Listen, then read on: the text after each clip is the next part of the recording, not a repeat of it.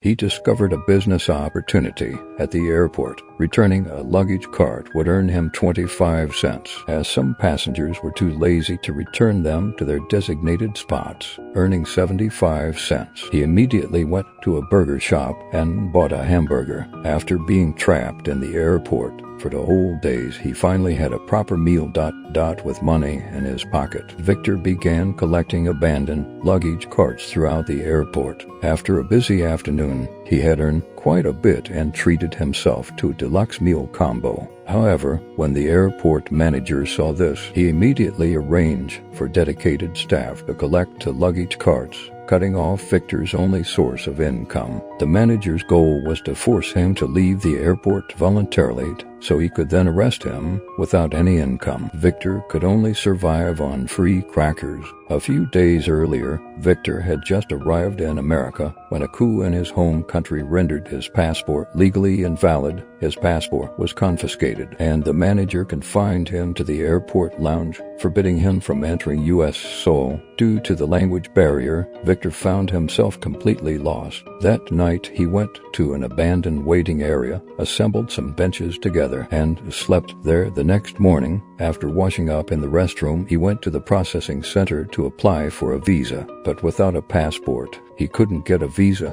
and was ruthlessly turned away. While Victor was eating the airport's free crackers, the manager approached him. Pretending to be helpful, he told Victor that during the guard shift change at midnight, there would be a 5-minute window. He subtly hinted that Victor could use this opportunity to leave. Victor thought the manager was genuinely trying to help him, but in reality, it was nothing more than a trap. Dozens of security personnel were already hidden outside the airport. The moment Victor stepped outside, the manager would have the authority to arrest him. Victor slowly walked toward the door, but inadvertently discovered the manager's scheme. The surveillance cameras were intently focused on him. Victor deliberately moved forward, pretending to bend down to tie his shoelaces, and the cameras followed his movements. When the manager realized he'd been exposed, he nervously ordered his staff to point the cameras elsewhere. But by then, Victor had already positioned himself in the camera's blind spot. Unable to locate him anywhere, the manager grew furious.